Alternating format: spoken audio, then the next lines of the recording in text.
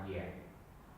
Alhamdulillahirabbil alamin wassalatu wassalamu ala asyrofil anbiya'i wal mursalin sayyidina Muhammadin wa ala alihi wa ashabihi ajmain. Amma ba'd.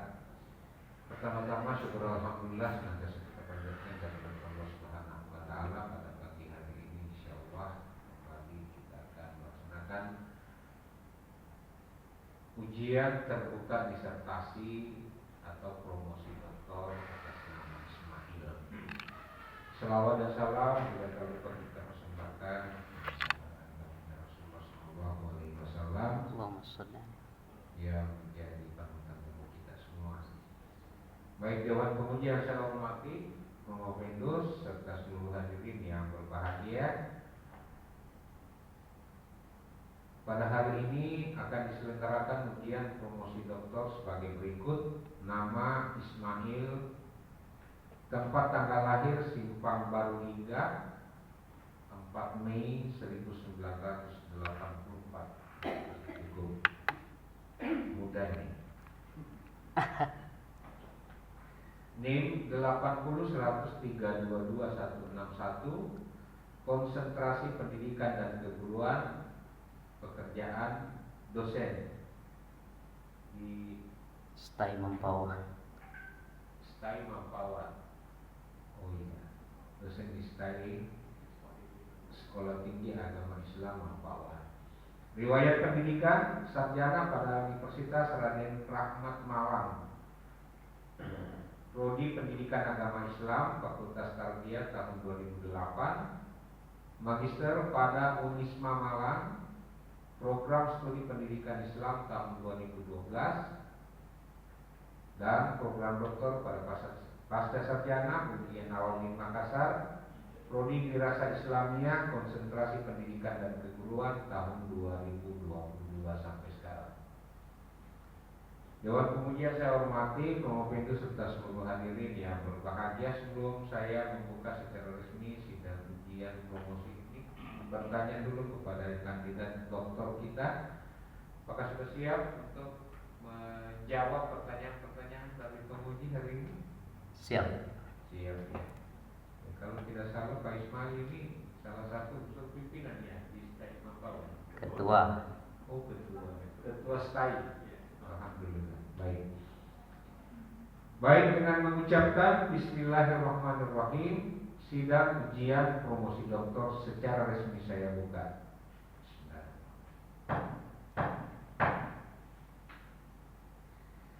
Pengopendus akan mempertahankan disertasi dengan judul Modernisasi Sistem Pendidikan Pondok Pesantren, studi kasus Pondok Pesantren Al-Qamar Mampawa.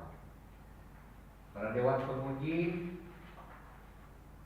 dalam sidang ujian ini sebagai berikut. Pertama, Profesor Hamdan Juhani SMA PhD, Profesor dalam bidang ilmu sosiologi pada Fakultas Usuluddin dan Filsafat UIN Nawawi Makassar. Sekaligus beliau juga sebagai Rektor UIN Nawawi Makassar ya. Mungkin undangannya sudah sampai ya panitia ya. Ya, karena kesibukan beliau ya sehingga pagi hari ini tidak sempat bersama kita. Yang kedua, Profesor Dr. Haji Agustani Ilyas MAG, Profesor dalam bidang ilmu hadis pada Fakultas Dakwah dan Komunikasi UIN Nawawi Makassar sekaligus sebagai direktur. Namun pagi-pagi tadi saya mendapatkan amanah beliau menelpon untuk menggantikan dulu beliau untuk sementara pagi hari ini karena beliau ya masih sementara dalam pemulihan ya dari penyakitnya. Insya Allah mudah-mudahan beliau bisa hadir bersama-sama dengan kita semua di sesi kedua atau nanti setelah duhur. Berikut Ibu Dr. Susilawati MSI, Associate Profesor Bidang Ilmu Pendidikan Agama Islam pada fase sarjana Universitas Sultan Muhammad Safiuddin Syahbaz, sebagai penguji eksternal. Sekali lagi selamat datang di kampus UIN Nawawi Makassar ini. Mungkin ini yang pertama kalinya. Selanjutnya Profesor Dr. Hasyim Haddad MAG, Profesor dalam bidang ilmu pendidikan Islam pada Fakultas Usuluddin dan Filsafat UIN Alauddin Makassar. Selanjutnya Bapak Dr. Haji Abdul Rahman Saka, SI MPDI, Asosiat Profesor dalam bidang ilmu hadis pada Fakultas Syariah dan Hukum UIN Alauddin Makassar. Beliau juga ini sebagai kopromotor dan beliau juga sebagai sekretaris prodi Dirasah Islamiyah program Dr. Pasca Sarjana UIN Alauddin Makassar. Selanjutnya Bapak Dr. Kurniadi Putra, MPD, Asosiat Profesor dalam bidang agama Islam pada Universitas Sultan Muhammad Syafiuddin Sambas.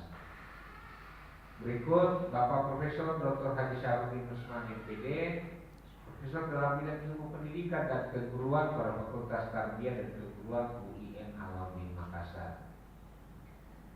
Selanjutnya Ibu Profesor Dr. Haji Amra Qasim, MA, Profesor dalam bidang ilmu bahasa Arab pada Fakultas Tarbiyah dan Keguruan UIN Alauddin Makassar. Dan terakhir Bapak Dr. Arnadi, MPD, yang sekaligus sebagai Rektor Universitas Sultan Muhammad Syafiuddin Sambas. Baik para dewan penguji yang saya hormati, itu serta seluruh hadirin yang berbahagia. Selanjutnya kami beri kesempatan kepada Profesor selama 10 menit untuk menyampaikan abstrak disertasinya. Disilakan dengan hormat. Baik, terima kasih. Assalamualaikum warahmatullahi wabarakatuh.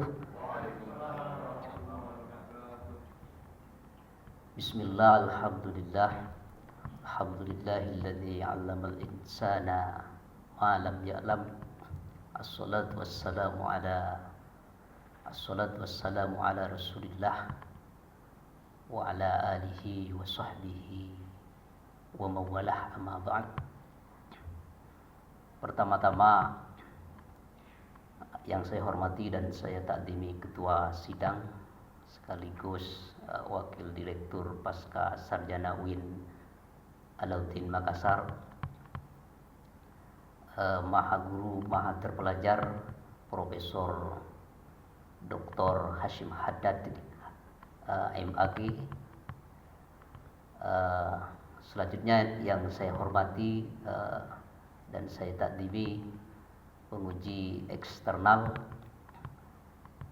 Ibu Dr. Susilawati MSI, ini dosen Universitas Muhammad Syafiuddin Sambas, dan juga yang saya hormati dan saya takdimi para penguji, turut hadir Profesor Dr. Syahruddin Usman, MPD, turut hadir juga Profesor Dr. Hajah Amrah Qasim, LC MAG, dan juga Bapak Dr. Arnadi, MPD. Beliau juga Rektor Universitas Muhammad Syafiuddin Sambas. Dan selanjutnya yang saya hormati dan saya takdimi promotor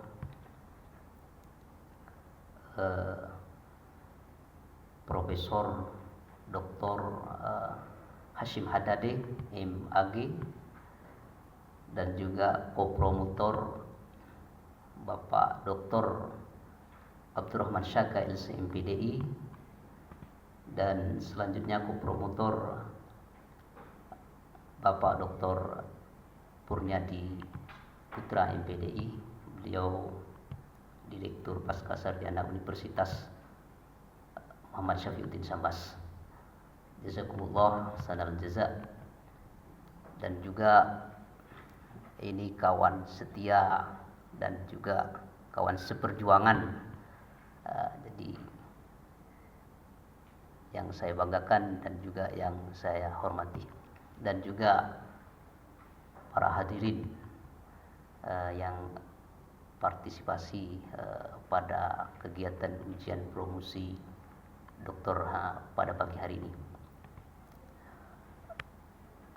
Berkenaan dengan hari ini saya ujian promosi doktor dengan judul atau tema yang tulisan saya tadi juga sudah disinggung oleh pimpinan sidang. Judulnya adalah Modernisasi Sistem Pendidikan Pondok Pesantren, Studi Kasus di Pondok Pesantren Al-Qomar Mempawah, itu di Kabupaten Mempawah. Jadi pengantarnya adalah ketika berbicara tentang pendidikan pondok pesantren, dari aspek sejarah pendidikan pondok pesantren ini adalah bisa dikatakan pendidikan tertua di Indonesia. Itu yang pertama. Yang kedua, dan pendidikan pondok pesantren ini tidak termakan masa waktu. Jadi sampai hari ini pendidikan pesantren ini bisa dikatakan cukup relevan dan masih cukup bagus, malah bahkan bisa dikatakan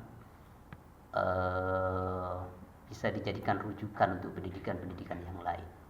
Oleh karena itu kami menarik untuk mengangkat tema atau judul modernisasi sistem pendidikan pondok pesantren itu, khususnya di Pondok Pesantren Al-Qomar Kabupaten Mempawah itu. Salah satu tujuannya adalah yang pertama, peneliti itu ingin mengetahui bagaimana sistem pendidikan pondok pesantren itu sendiri, khususnya di Pondok Pesantren Al-Qomar itu. Yang kedua, tujuannya adalah ingin mengetahui bentuk-bentuk apa saja, bentuk-bentuk modernisasi apa saja yang telah dilakukan oleh Pondok Pesantren Al-Qomar Mempawah tersebut. Dan yang ketiga, ingin mengetahui dampak modernisasi dari sistem pendidikan pondok pesantren tersebut. Jadi ada 3 rumusan masalah besar. Selanjutnya, metode penelitian yang peneliti gunakan. Metode penelitian yang digunakan menggunakan jenis penelitian kualitatif deskriptif dengan pendekatan studi lapangan atau field research dari aspek metodologisnya, tapi dari aspek pendekatan keilmuan kami menggunakan pendekatan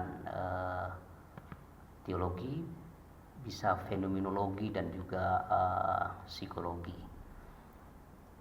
Terus kemudian sumber datanya adalah langsung pengasuh Pondok Pesantren Al-Qomar itu sendiri dan juga para ustadz-ustadz yang ada di lingkungan Pondok Pesantren Al-Qomar tersebut. Itu yang dijadikan sumber data atau data primernya. Teknik pengumpulan datanya kami menggunakan teknik metode interview dan juga observasi dan dokumentasi. Terus analisis penelitiannya kami menggunakan analisis reduksi data dan display data, terus kemudian verifikasi data. Sampai ke keabsahan datanya kami menggunakan triangulasi. Ada triangulasi sumber dan juga triangulasi waktu. Itu komponen metodologi atau metode yang kami pakai. Dan selanjutnya yang terakhir ini yang paling prinsip yang paling inti hasil penelitian atau novelty dari apa yang kami lakukan di Pondok Pesantren Al-Qomar Mempawah. Yang pertama, proses pelaksanaan pendidikan di Pondok Pesantren atau sistem pendidikan di Pondok Pesantren Al-Qomar itu sampai sejauh ini bisa dikatakan pertama menawarkan berbagai jenis atau macam pendidikan. Secara umum ada 2, pendidikan formal dan pendidikan non formal. Pendidikan formalnya di Pondok Pesantren Al-Qomar itu sudah terpadu. Ada madrasah aliyahnya, ada madrasah sanawiyahnya, ada madrasah ibtidaiyahnya, sudah lengkap. Dan non formalnya kami di sini fokuskan dengan madrasah diniyahnya. Hal ini kami anggap sudah cukup, sudah masuk kepada konsep modern di dalam pengelolaan pondok pesantren tersebut. Itu yang pertama. Yang kedua, bentuk modernisasi pengelolaan pendidikan di pondok pesantren Al-Qomar itu juga ada dua juga. Bisa dilihat dari dua aspek juga. Yang pertama dilihat dari aspek fisik dan yang kedua dari non fisik. Saya teruskan ini tinggal sedikit. Fisiknya itu dari sarana dan prasarana, non fisiknya itu pengembangan SDM dan sumber daya, termasuk di dalamnya kurikulum, termasuk di dalamnya media pembelajaran dan metode pembelajaran. Dan yang terakhir, dampak modernisasi tadi itu dari ada positif, ada negatif. Positifnya itu adalah output dari ini diberdayakan, dimanfaat oleh masyarakat luas. Terus kemudian inputnya adalah semakin meningkatnya santri yang masuk ke dalamnya. Terus dampak negatifnya tergerusnya nilai-nilai tradisional pondok pesantren itu sendiri. Karena waktu sudah tanda merah, ini saya cukupkan, nanti lebih lanjutnya bisa bersifat dialog. Ini yang dapat kami sampaikan. Untuk selanjutnya kami kembalikan kepada pimpinan sidang. Terima kasih. Baik, terima kasih banyak kepada Pemimpin yang sudah menyampaikan abstraksi dengan modernisasi sistem pendidikan pondok pesantren. Selanjutnya kita memasuki babak pengajuan pertanyaan-pertanyaan, dan untuk kesempatan pertama kami beri kesempatan kepada Bapak Rektor, Bapak Dr. Ramadi PD, disilakan berdialog langsung dengan Pemimpin dengan durasi 5 sampai 7 menit. Disilakan. Assalamualaikum warahmatullahi wabarakatuh. Waalaikumsalam warahmatullahi wabarakatuh. Ya, kita hormati, kita banggakan keluarga Bapak Profesor Ibrahim Adadi Minister Agama, Ketua tim penguji dan tim promotor, Saudara Ismail dan para support kami ya, yang hadir. Pak Ismail, kalau kita berbicara tentang modernisasi sistem di pondok pesantren, pendidikan di pondok pesantren, ini kan tidak terlepas dari sistem pembelajaran. Kalau saya melihat bahwa kalau sistem pembelajaran itu paling tidak, kalau kita ngomong sistem itu kan ada sub-sistem. Di sana ada pimpinan, kemudian di sana ada ustadznya, kemudian di sana ada santrinya, kemudian di sana ada kurikulumnya, di sana ada sakrasnya, dan itu saling kait mengkait. Karena itu menjadi satu kesatuan. Makanya dia disebut dengan sistem. Pada saat nanti ada satu subsistem yang kurang berperan atau katakan putus dari subsistem, maka sistem itu tidak akan berjalan. Nah, kata-kata modern dalam sistem pendidikan pondok pesantren, yang modern itu, yang dimaksud dengan modern itu apa dulu? Yang dimaksud dengan modern itu apa dulu? Oke. Ya, silakan. Baik. Dalam konteks hasil penelitian saya itu yang dimaksud modernisasi sistem yang dimaksud itu, pertama saya melihat secara umum bahwa berangkat dari pengelolaan di pondok pesantren Al-Qomar itu awal-awalnya itu ya bisa dikatakan murni salafiyah. Itu pertama, murni salafiyah. Terus kemudian karena banyak alumni dan juga tuntutan masyarakat, ini pendidikan tersebut artinya menghadirkan pendidikan baru, termasuk menghadirkan pendidikan formal itu salah satunya. Terus kemudian misalnya tadi betul modern dari aspek pengelolaan, misalnya dari ini karena pendidikan pondok pesantren Al-Qamar Mempawah itu di bawah naungan yayasan, maka karena segala sesuatunya itu kembali ke yayasan, maka yayasan itu yang mengatur sampai kepada siapa yang jadi pengelola pimpinan ma'hadnya, MI-nya, MTS-nya. Ini sudah disetting seperti itu. Dan hal itu sebelumnya tidak demikian. Makanya karena sudah rapi sesuai katakanlah dengan apa pedoman atau ketentuan, maka saya anggap ini sudah masuk memodernisasi sistem itu, sistem yang ada di lembaga pondok pesantren Al-Qamar itu. Pimpinannya pendidikan akhirnya S3 sudah menyelesaikan strata 3 di entah di mana, cuman yang jelas sudah strata 3 di UIN Bandung kalau tidak salah. Kemudian ustadz-ustadznya? Alhamdulillah banyak ustadznya sekarang sudah lulusan magister semua. Banyak yang sudah lulusan magister semua, banyak itu sudah. Jadi ini yang membuat menurut saya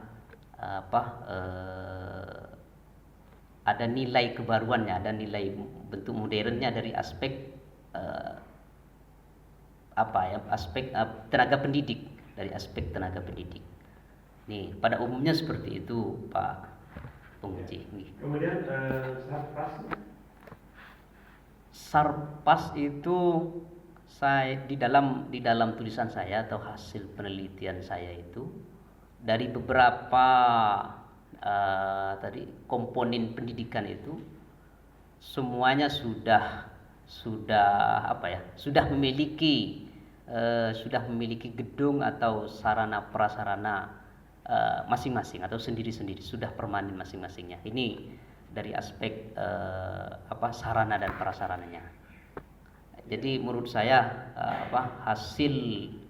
dalam hasil penelitian saya itu juga sudah masuk kepada kategori memodernisasi sistem itu. Oke, yang paling terakhir, yang dominan masyarakat dari etnis. Oke. Kalau tahun-tahun sebelumnya di pondok pesantren Al-Qamar itu dominasi Madura, etnis Madura. Tapi seiring dengan perkembangan sekarang ini multi etnis. Sudah mulai multi etnis Melayu, terus kemudian bahkan ada juga yang dari Malaysia itu juga sudah ada yang mondok di pondok pesantren Al-Qamar itu sendiri. Baik. Baik, terima kasih banyak Pak penguji pertama, Pak Dr. PD. Selanjutnya kami persilakan kepada penguji berikutnya, Ibu Profesor Dr. Hanyang Berkasim MA. Disilakan untuk mengajukan pertanyaan kepada Profesor dengan durasi 5 sampai 7 menit. Silakan. Terima kasih Bapak Presiden. Assalamualaikum warahmatullahi wabarakatuh. Waalaikumsalam warahmatullahi wabarakatuh. Saya langsung aja ya. Judulnya modernisasi sistem pendidikan pondok pesantren. Seperti ditanyakan oleh Bapak pertama tadi, terma daripada modernisasi itu apa? Ya, karena saya lihat di sini pertama pendidikan pondok pesantren Al-Qamar terangkat tradisi pendidikan modern, pendidikan dari adanya madrasah. Apakah itu menurut saudara? Oke. Kurang lebih pemaparannya mungkin sama dengan sebelumnya. Jadi yang saya maksud modernisasi sistem pendidikan pondok pesantren di pondok pesantren Al-Qamar itu secara umum sudah lebih rapi, terkelola dengan baik dan rapi. Sebelumnya tidak seperti itu. Terus kemudian yang kedua, dengan menghadirkan beberapa bermacam-macam jenis pendidikan, sebelumnya bisa dikatakan salaf murni, terus kemudian akhirnya mampu berafiliasi dengan berbagai jenis pendidikan itu yang di satu sisi kami artikan ada nilai-nilai modernisasi. Iya, kita beranjak ke pertanyaan selanjutnya tentang undang-undang pesantren. Kalau mau berbicara tentang undang-undang pesantren itu harus ke Undang-Undang Nomor 18 Tahun 2019. Nggih. Kita nggak bisa kalau ada model sendiri. Secara undang-undang pesantren Kowe ini masuk kategori pesantren apa? Menurut undang-undang ya? Nggih, Prof. Oleh karena itu Pondok Pesantren Al-Qomar ini yang dijadikan objek penelitian ini, setelah saya juga membaca Undang-Undang Nomor 18 Tahun 2019 itu sudah masuk ke dalamnya. Misalnya di pasal 5 Undang Nomor 18 Tahun 2019 itu misalnya di dalam pengelolaan pengembangan pendidikan. Di situ pondok pesantren mengelola dan mengembangkan pendidikan dirosah Islamiyah yang terintegrasi dengan pendidikan umum. Mengenaknya di situ, Prof, salah satunya. Sistem pendidikan bukan kitab kuning ya, dia tidak Islamnya. Karena itu ini undang-undang itu memberikan kebebasan untuk mempertahankan kehadiran pesantren. Baik, jadi menurut istilah Anda ini modernisasi adalah teralihnya pesantren dari salafiyah ke PNS, istilah pesantren non formal, karena saudara pendidikan formal di dalam pada madrasah kan di pesantrennya itu terkategori non formal. Nah, setelah menurut istilah Anda melakukan modernisasi, sudah tidak ada lagi salafiyah di sana. Karena menurut undang-undang itu ada salafi dan pendidikan kesetaraan. Kesetaraannya sudah ada di sana. Kenapa? Saya sangat sayangkan. Kenapa memilih madrasah? Kenapa bukan salafi yang memodernkan? Supaya ini dari anak-anak terjadi karena temuan Anda dampak negatif daripada modernisasi adalah semuanya tergerus. Iya. Dampak negatifnya pelajaran umum terlalu mendominasi. Seandainya dia melakukan, dia masuk ke dalam kategori pesantren salafiyah itu jalan. Ya, tidak akan ada dampak negatif seperti ini. Iya. Jadi pesantrennya adalah PNS, istilahnya dalam undang-undang. Pesantren non formal. Terus ada beberapa hal-hal yang harus dipenuhi oleh pesantren kalau mau masuk menjadi penjaringan mutu. Ini harus dari sini terasa. Karena penjaringan mutu eksternal dan penjaringan mutu internal pesantren. Yang kemudian ini belum ada, jadi kan saya rekomendasi di penelitian. Karena kalau itu tidak bisa. Yang kedua juga saya tanya, apakah ini sudah terdaftar di EMIS Kementerian Agama? Terdaftar. Kalau saya buka datanya sudah bisa. Bisa, Prof. Itu termasuk berjalan modernisasi. Nggih. Nah, sekarang ada namanya dalam jaringan itu ada pertama pengelolaan pesantren, yang kedua kurikulum, yang ketiga tenaga pendidik dan kependidikan, dan keempat alumninya. Alumni pesantren di sini bagaimana? Alumni pondok pesantren di situ itu output dari pondok pesantren itu saya lihat secara umum ini bagusnya ada alumni yang juga membuka pondok pesantren. Ini luar biasanya menurut saya. Jadi buka pesantren punya santri juga, itu luar biasanya di satu sisi.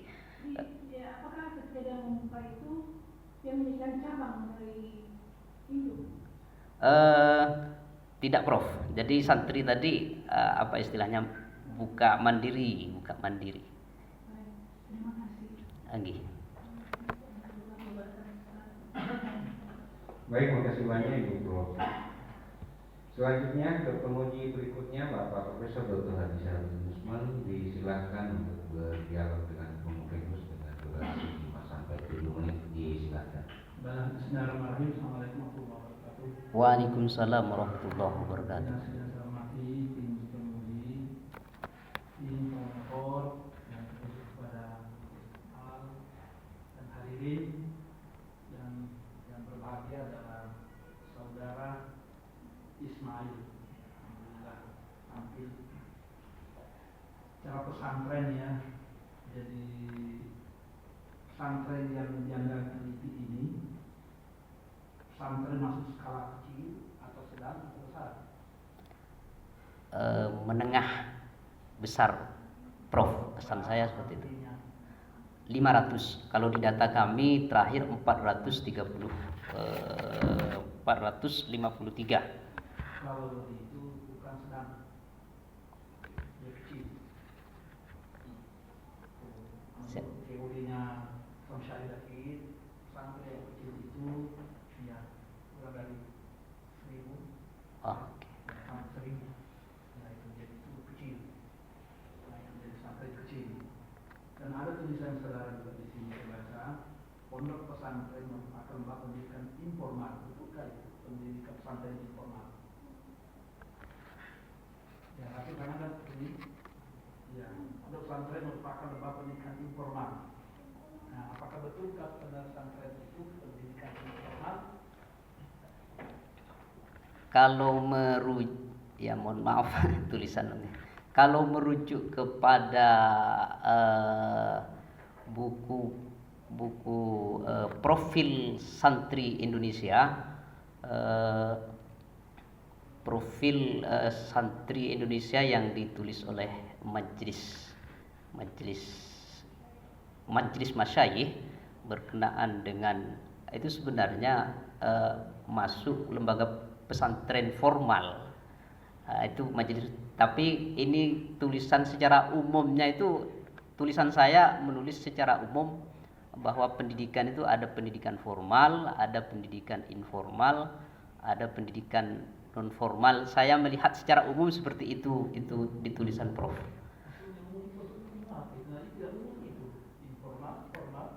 Non formal.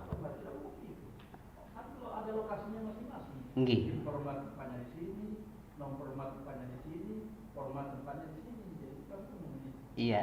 Jadi kenapa penyampaian saudara di sini tulisannya ini? Iya, iya. Iya. Baru dibuka langsung saya temukan apakah betul itu pendidikan informal. Coba gitu apa dulu pendidikan informal dulu? Saya bisa menempatkan pesantren ini betulkah masih informal atau tidak? Nggih. Coba. Di tulisan saya itu yang saya maksud pendidikan secara umum, saya artikan kayak semacam MI atau SD atau SMP, SMA itu saya secara umum itu lembaga pendidikan formal. Saya kesankan seperti itu.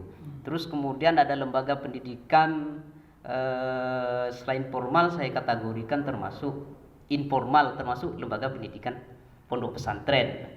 Terus kemudian ada lembaga namanya non formal saya klasifikasi seperti misalnya ada bimbingan di lain pondok pesantren dan di lain lembaga non formal itu disebut pendidikan non formal.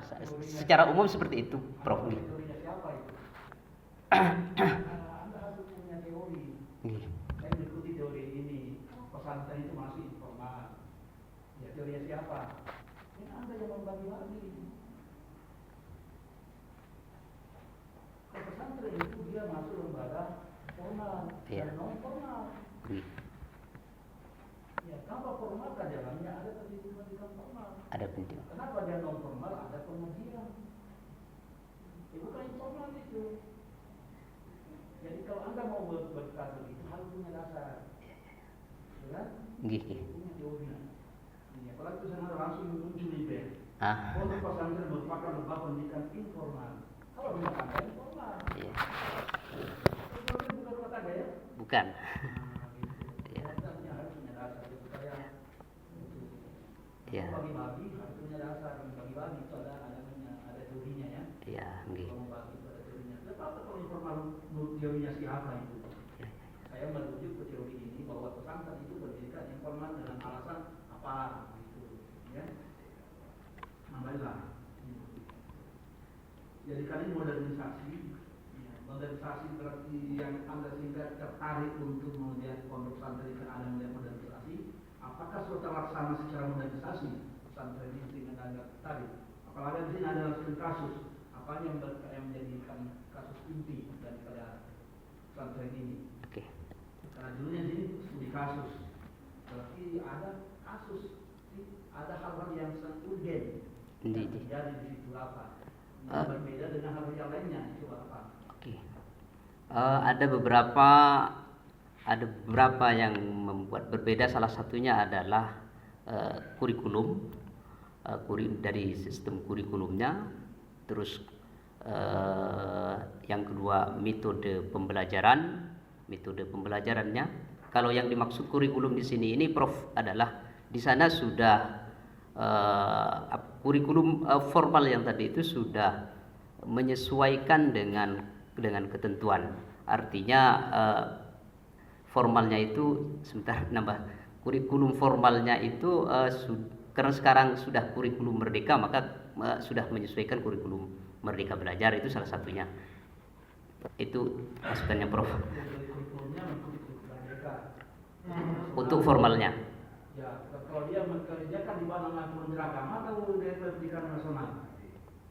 Kementerian Agama dengan Kementerian Pendidikan Nasional sekarang kan sudah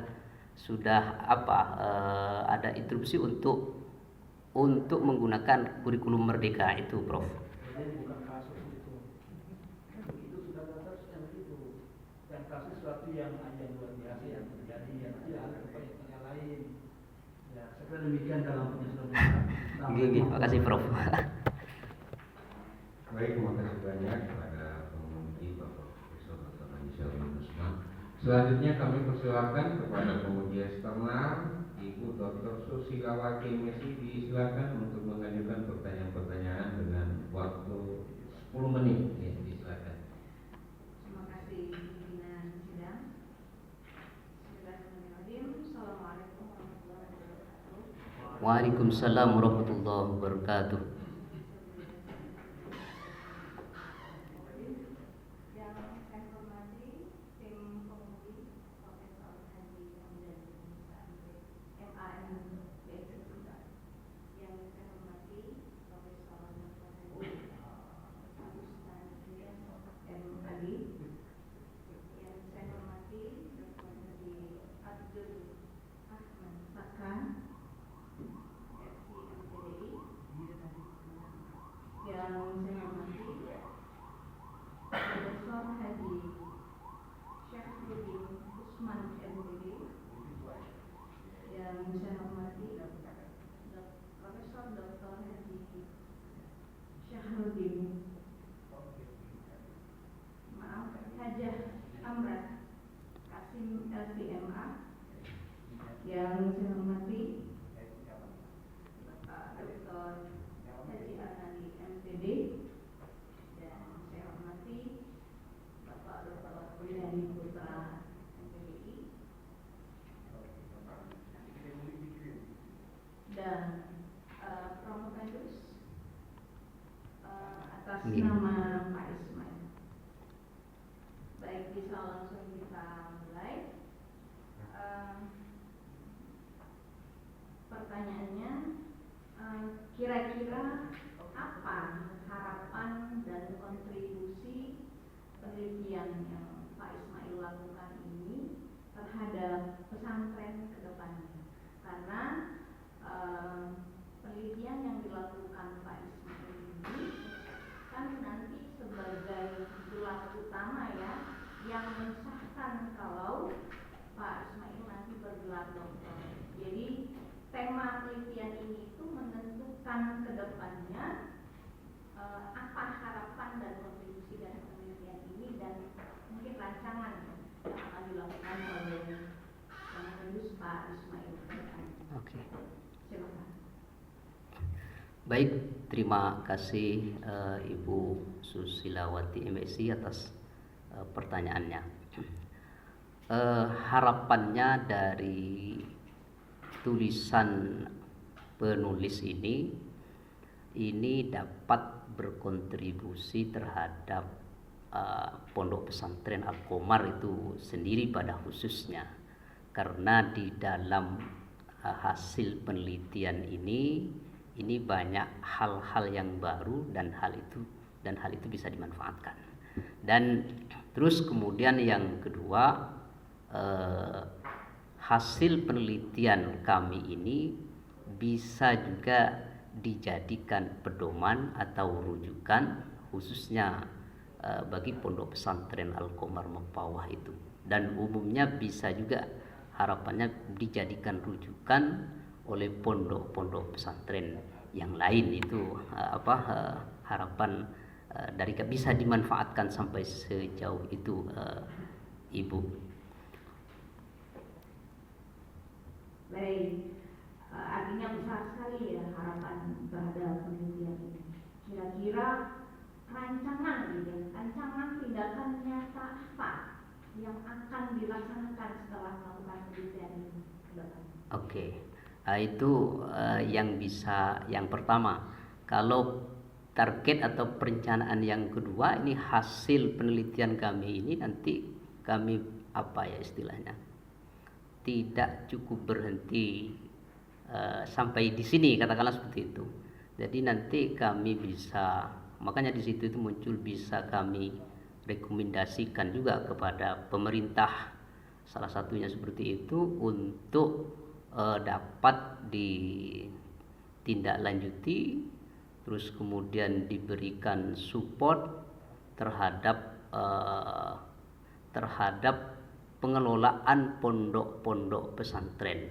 Dan saya kira pondok-pondok pesantren yang lain itu juga bisa juga untuk istilahnya mulai hari ini untuk berpikir jauh lebih maju lagi di dalam mengelola pondok-pondok pesantren itu. Karena terus terang juga Ibu Susilawati, di Mempawah itu sangat banyak pondok-pondok pesantren.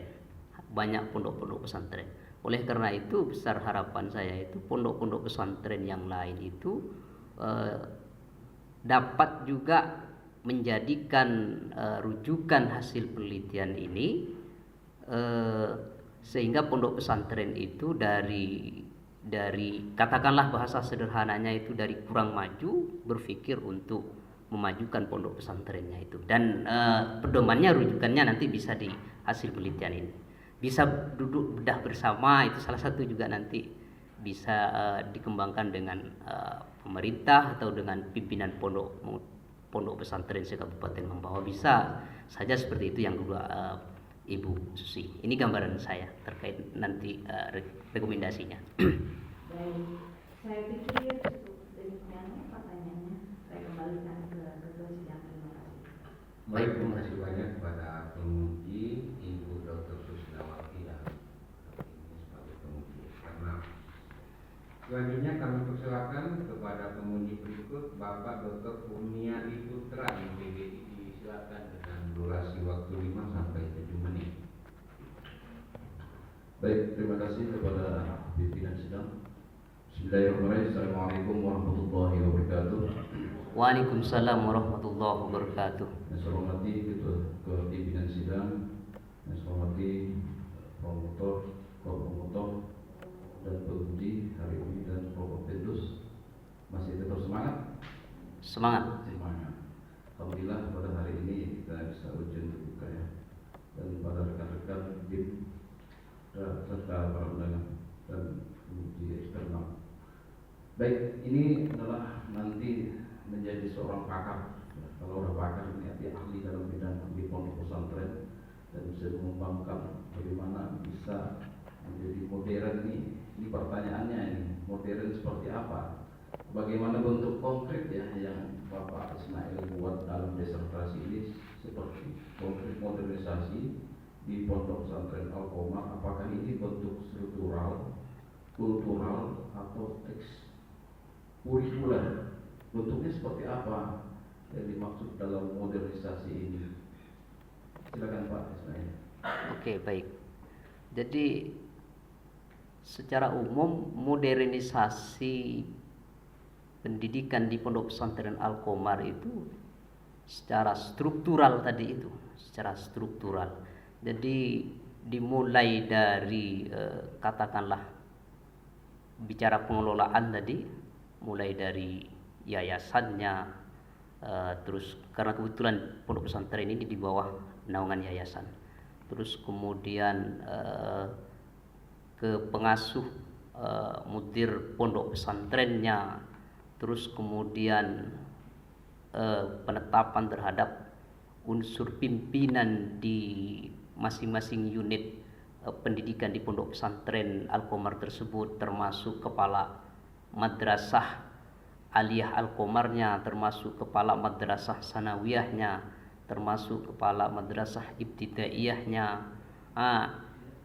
Jadi struktural seperti itu dari aspek akademiknya sudah mulai dibenahi, mulai sudah bermulai standar luar biasa, sudah mulai standar biasa. Contoh misalnya dimulai dari pengasuh pondok pesantrennya di pondok pesantren Al-Qomar itu sendiri, sekarang sudah lulus aspek akademiknya sudah lulusan strata 3. Ini dapat berpengaruh terhadap pengelolaan lembaga pendidikan di pondok pesantren Al-Qomar itu sendiri.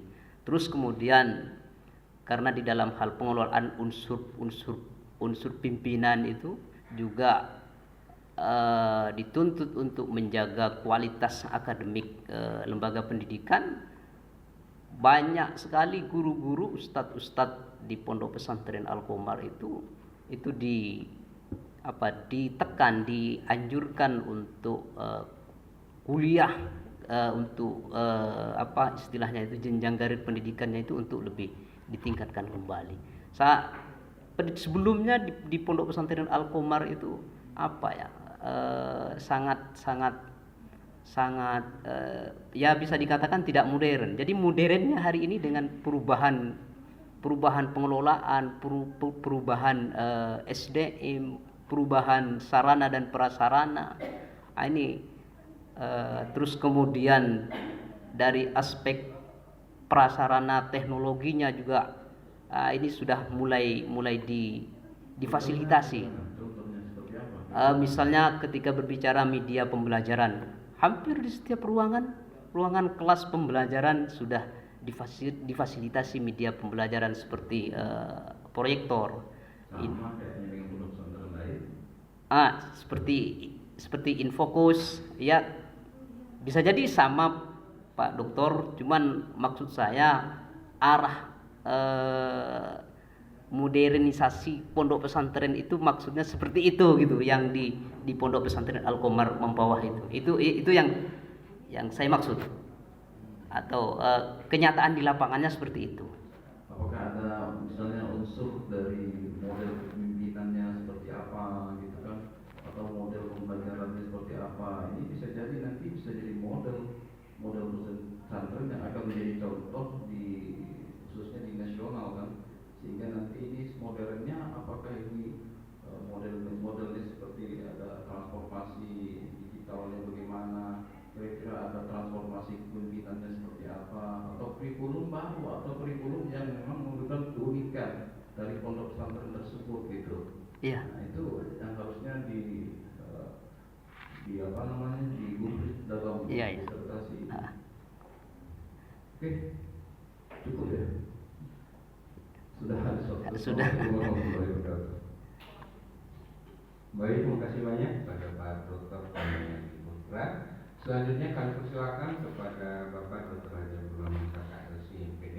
Disilakan buat dialog dengan pemohon dengan durasi 5 sampai 10 menit.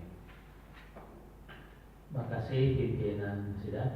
Assalamualaikum warahmatullahi wabarakatuh. Waalaikumsalam warahmatullahi wabarakatuh. Alhamdulillahi wa kafa wa ba'd. Yang saya hormati pimpinan sidang sekaligus wakil direktur Pasca Sarjana UIN Alauddin Makassar Mukarram Profesor Dr. Hashim Andada Imade.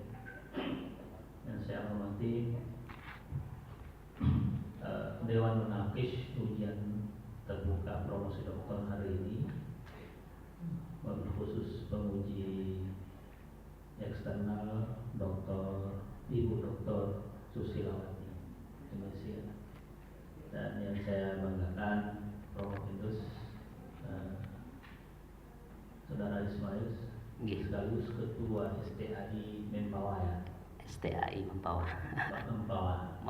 Dari Pontianak ke Singkawang itu lewat Mempawah gitu ya? Dari Pontianak setelah Pontianak Mempawah, Oh, iya. setelah Mempawah Singkawang, setelah Singkawang baru Sambas. Oke.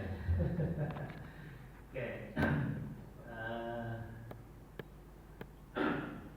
Pesantren Al-Qomar ini memang sebelumnya dia kategori pesantren Salafiyah Eh, waktu pertama berdirinya. Iya, dalam artian adat tradisinya itu Salafiyah. Jadi pendidikan kitab klasik murni yang ada. Jadi kalau Nggak ada sekolah formalnya. jauh sebelumnya belum ada. Itu. Nah, itu. Cuman seiring dengan perkembangan. Gitu. Lalu Pak Ismail ini setelah meneliti, setuju tidak dengan modernisasi yang dilakukan pesantren Al-Qomar ini? Setuju tidak? Saya setuju, Prof. Setujunya dengan berdasarkan tadi melihat kepada undang-undang, di satu sisi sudah memenuhi aspek-aspek itu. Pasal 5 itu misalnya pondok pesantren itu menyelenggarakan pendidikan dirosah muallimin, penyelenggaraan muallimin atau yang terintegrasi dengan pendidikan umum. Nah, di sana itu masuk itu salah satu dari unsur itu. Ya, oke. Di penelitiannya kan akhirnya menemukan ada dampak.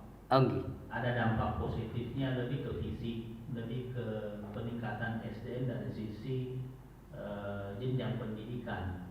Tapi kan tidak terbaca dari sisi kualitas. Pesantren itu kan ada kekhasan. Kiai di pondok itu dia tak mungkin dikatakan dia tidak bergelar S1, tapi luar biasa ilmunya kan itu.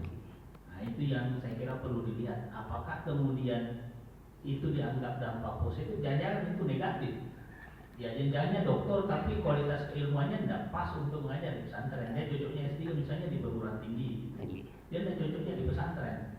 Ya, ada yang khas di pesantren itu adalah, saya tidak tahu apakah di Al-Qomar masih ini budaya dirosah Islamiyah itu teacher oriented dengan kurikulum oriented. Pesantren sekolah-sekolah yang tidak formal itu kan mereka kayak pesantren itu kan lebih ke teacher oriented, berorientasinya ke kiainya tidak akan lanjut materi kalau santrinya belum menguasai semua, sehingga santri memang berkualitas. Nah, kalau kurikulum oriented kan yang dikejar adalah menyelesaikan kurikulum. Ya, santri paham atau tidak, pokoknya selesai kurikulumnya, nanti di remedial dan seterusnya. Terus pertanyaan saya lagi, bagaimana Pak Ismail ini kan nanti setelah selesai jadi dokter di sini di Dirasah Islamiyah, nanti jadi konsultan, ya, jadi peneliti, jadi akademisi. Kaidah al-akhdhu alal jadidil asla dan al-muhafadzah alal qadim saleh ini penerapannya di Al-Qomar bagaimana ini? Karena dampak negatifnya tadi itu juga ada menggerus nilai-nilai kearifan lokal, gitu ya. Bahkan boleh jadi akhlak santri juga tidak seperti santri-santri sebelumnya. Gitu. Nah, kira-kira penerapan bagaimana ini? Al-akhdhu alal jadidil aslah dan al-muhafadzah alal qadimil saleh itu coba. Ya, itu kaidah saya katakan kaidah pengelola pondok pesantren. Al-muhafadzatu 'alal qadimis salih wal ahdu bil jadidil al-aslah. Jadi ini di tradisi budaya itu di pondok pesantren Al-Qomar itu berjalan. Jadi saya kira pondok pesantren Al-Qomar tidak alergi yang salafi itu. Jadi dan nilai-nilai salafi di pondok pesantren Al-Qomar itu masih juga dilestarikan. Maka tadi secara umum saya sampaikan, secara umum model pendidikan di pondok pesantren Al-Qomar ada pendidikan formal dan non formal. Non formal yang saya maksud di sini ada kegiatan madrasah diniyah di sini itu. Jadi eksistensi baca kitab kuning, pengembangan kurikulum terhadap kurikulum sebenarnya dimuat di madrasah diniyah itu. Ada ruang space tersendiri itu terkait dengan jadi ciri pondok pesantren terhadap pemahaman terhadap kitab kuning itu masih kental, masih dirasakan di pondok pesantren Al-Qomar itu. Jadi kajian kitab kuning masih Nggih. diajarkan, Diajarkan. masih belajar kitab kuning. Masih ada kajian-kajian kitab kuning itu masih berlangsung, maka nilai-nilai salafiyahnya masih ada di Cuma pondok. kurang gitu. Cuman space-nya itu berkurang karena tadi ada lembaga pendidikan formal tadi itu jadi sedikit banyak berkurang kurikulum atau kajian-kajian keagamaannya karena tadi ada sesuatu yang baru dan yang baru itu cukup relevan dengan perkembangan dan kebutuhan Terakhir, zaman. Gimana Pak Ismail ini menyikapi bahwa kecenderungan pesantren itu memformalkan pesantrennya karena persoalan supaya bisa saluran anggarannya dua. Dia dapat dari jalur pesantrennya, dia juga dapat dari dinas pendidikan atau kalau di Kementerian Agama berarti dari dia dapat dari jalur pesantren, dia juga dapat dari pendisnya ya. Iya, iya. Pendidikan di sana. Gimana itu? Kalau sampai sejauh itu saya tidak sampai sejauh itu, Prof. Cuman yang saya tangkap karena pengasuh pondok pesantrennya itu berlatar belakang juga dari pendidikan pondok pesantren dan juga pendidikan jenjang karir umumnya itu, saya lebih kepada hal yaitu meningkatkan layanan kualitas pendidikan di pondok pesantren Al-Qomar itu sendiri. Persoalan apa hal yang tadi saya kira itu implikasi dari sebuah sistem yang sangat bagus di satu sisi. Gambaran peneliti seperti itu, Prof. Oke, saya kira cukup ya. Terima kasih pimpinan sidang. Assalamualaikum warahmatullahi wabarakatuh. Waalaikumsalam warahmatullahi wabarakatuh. Baik, terima kasih kepada Bapak Dr. Najatul Rahman Sakari, MPD. Selanjutnya saya sendiri kira sebagai bagian daripada tim penguji hari ini, ya. Dan menarik sekali apa yang disampaikan oleh penguji sebelumnya terkait dengan modernisasi sistem pendidikan pesantren. Saya mencoba untuk mencari sebenarnya ada salah satu sumber referensi yang sangat menarik untuk saudara baca, saudara kutip, ya, yang pernah ditulis oleh Azumardi, ya. Azumardi itu tentang pembaharuan pendidikan Islam, ya, tradisi dan modernisasi pendidikan Islam dengan lebih baru. Siap. Saya lihat di daftar referensi tidak dijadikan sebagai rujukan. Saya melihat karena ini gagasan tentang modernisasi sistem pendidikan pesantren, meskipun ya belakangan ini sudah banyak ya karya yang terbaru tentang pentingnya modernisasi sistem pendidikan pesantren, tetapi ada kekhawatiran sebenarnya, ya. Ada kekhawatiran mungkin yang dimaksud saudara Ismail tadi itu adalah dampak negatif ini terkikisnya nilai-nilai lokalitas, ya, atau nilai-nilai pemahaman keagamaan di pondok pesantren itu sendiri, ya, di pondok pesantren itu sendiri. Saya punya banyak pengalaman karena sejak kecil mondok, ya, sampai di Alia, ya, mondok terus di pesantren, ya. Saya masih dapat, ya, kalau di sini ketika di sekolah lanjutan pertama, ya, kiai yang sangat terkenal, ya, Haji Daud Ismail, ya, yang mendirikan pesantren Yasrib, ya, Sulawesi Selatan, yang sekarang ini berkembang cukup pesat, ya, karena sekarang ini mungkin kalau seperti yang teorinya tadi sama Salido Piri itu adalah sudah angka ribuan santrinya sekarang ini, ya. Nah, itu kiainya dulu itu kita bisa lihat, ya, asal usulnya, kalau ya kira-kira kalau ini sanatnya, ya, dari mana dia belajar, ya, termasuk ketika saya misalnya di pesantren Indonesia, ya, pimpinan atau kiainya itu memang guru langsung dari, ya, Kiai Haji As'ad yang mendirikan pondok pesantren Asadiyah, ya, maternya Menteri Agama dan Pak Sekjen, ya, sekarang ini.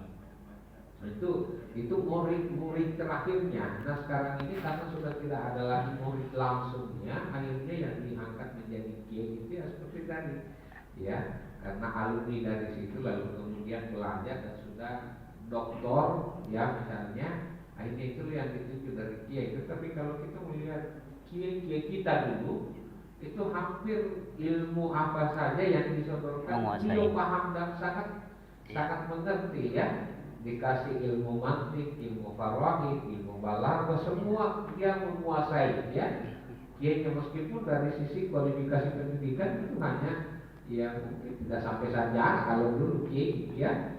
Ya hanya belajar di madrasah, ya selevel mungkin sanawiyah lah, ya. Kalau sekarang di pendidikan formal. Nah, itu yang sekarang kekhawatiran kita, ya, karena di banyak atau di beberapa pondok pesantren sepertinya nilai-nilai itu sudah mulai menipis. Ya, kiai-kiai dulu kita yang sangat karismatik itu sudah tidak seperti itu lagi, ya, di pondok pesantren. Nah, mungkin ada pengalaman kalau di pondok pesantren Al-Qamar ini kiainya ada turunan dari mana? Oke. Belajarnya dari mana? Ya, atau mungkin dari masih atau sanatnya kemana? Sanatnya dari ulama Kalimantan Barat yang ya. terkenal. Sanat keilmuannya kemana? Ya. Kalau pimpinan pondok pesantren yang pertama itu sebenarnya sanatnya adalah sampai ke ini karena kebetulan orang Madura. Di Madura itu ada pondok di Bangkalan itu Syekhona Khalil, sempat nyantri mondok di sana, terus kemudian menempuh pendidikan karir formalnya sempat di UIN Sunan Ampel Surabaya. Jadi dalam aspek itu untuk di pendidikan pondok pesantren Al-Qamar, maka nilai-nilai tradisional salaf itu dengan uswah pimpinannya itu masih menjadi garansi itu. Terus kemudian sekarang dilanjutkan oleh menantunya karena kebetulan anaknya itu banyak yang putri perempuan, jadi dilanjutkan oleh menantunya Dr. Kiai Khairi MAG itu beliau juga punya latar spek keilmuan atau latar belakang pondok pesantren juga, malah bahkan juga sempat di Jombang di Wahid Hashimnya, terus kemudian karir terakhir S3-nya itu di UIN Bandung. Jadi untuk di lembaga pendidikan Al-Qamar itu menurut saya dalam hal nilai salafiyah dengan nilai-nilai pendidikan kekinian itu cukup integrated, itu cukup terintegrasi. Dan menurut saya cuman ini gambaran ini masih dianggap permulaan, bukan seperti yang dibayangkan pondok modern yang sudah secara sistem rapi. Jadi satu-satunya lembaga pendidikan pondok pesantren yang mau berubah menjadi lebih sistematis itu pondok pesantren Al-Qamar itu. Dilihat dari tadi itu, dari unsur pimpinannya, dilihat dari tenaga ustadz-ustadznya, itu salah satunya. Dan itu dimiliki di pondok pesantren Al-Qamar. Malah saya yakin 5 tahun 10 tahun ke depan pondok pesantren Al-Qamar itu bisa luar biasa itu, bisa luar biasa. Kalau tahun-tahun sebelumnya pondok pesantren Al-Qamar itu bisa dikatakan yang nyantui hanyalah etnis Madura itu. Etnis Madura. Tapi hari ini sudah ada katakan pembaharuan, sudah banyak etnis yang masuk ke dalamnya itu. Peningkatan, ya. Banyak peningkatan. Karena Al-Qamar ini ya mengadopsi sistem pendidikan modern, ya, kira-kira begitu, ya. Iya. Itu adalah sebuah langkah maju menurut peneliti Ismail. Nggih. Ya. Kedepannya kalau saya bertanya kepada ini peneliti langsung kira-kira sepakat, ya, kalau saya melihat semenjak ya adanya munculnya istilah modernisasi pendidikan pesantren sampai saat ini, saya melihat kalau di pesantren masih dibatasi itu penggunaan media teknologi, ya. HP ya sampai saat ini masih dibatasi, sementara ini menjadi kebutuhan yang sangat urgen ya. Ya sekarang ini malah sudah ada yang mengharapkan supaya ada semacam mata kuliah tersendiri tentang AI itu ya. AI. Ya, dijadikan sebagai mata kuliah tersendiri. Nah, kemungkinan besar di pondok pesantren yang menjadi penelitian ini ya, karena dilihat bahwa sangat-sangat dibutuhkan misalnya teknologi dalam pembelajaran, ya ada kemungkinan ya hal-hal yang seperti itu sudah tidak dibatasi lagi. Nah, bagaimana kira-kira ke depan ini dengan tantangan ya pesantren seperti yang tadi kita pertanyakan? Ya itu tadi kita harus mulai ketika kita mau menjaga nilai-nilai tradisi lama yang baik dan kita mau mengadopsi hal-hal yang baru. Memang hal yang prinsip itu unsur pimpinan, kiainya harus jelas, harus bisa baca kitab kuning, harus itu sebenarnya sudah berkesesuaian dengan profil santri Indonesia itu. Sebenarnya salah satu ketentuannya itu. Kalau itu tidak ada di dalam jiwa seorang kiai, ini susah nanti di satu sisi. Terus kemudian modernisasi juga kadang jangan juga diartikan lepas los. Saya juga tidak sepakat, Pak. Jadi modernisasi dalam artian di pondok pesantren juga ada ketentuan juga. Ada batasan-batasan juga. Ada waktunya, ada ruangnya, ada space-nya juga. Ada space-nya juga, kapan, di mana, di dalam memanfaatkan hal tersebut. Karena kalau tidak tanpa batas, tanpa ketentuan, ini AI itu berbahaya. Atau media sosial, media online itu berbahaya. Perlu dikontrol juga di satu sisi. Saya kira memang sudah pantas ya Pak Ismail jadi dokter hari ini ya. Baik, saya kira cukup ya. Terima kasih pertanyaan-pertanyaan dari seluruh Dewan Penguji sudah selesai. Dan selanjutnya Dewan Penguji akan mengadakan sidang khusus untuk menentukan hasil ujian saudara. Untuk itu ujian promosi ditunda untuk beberapa saat.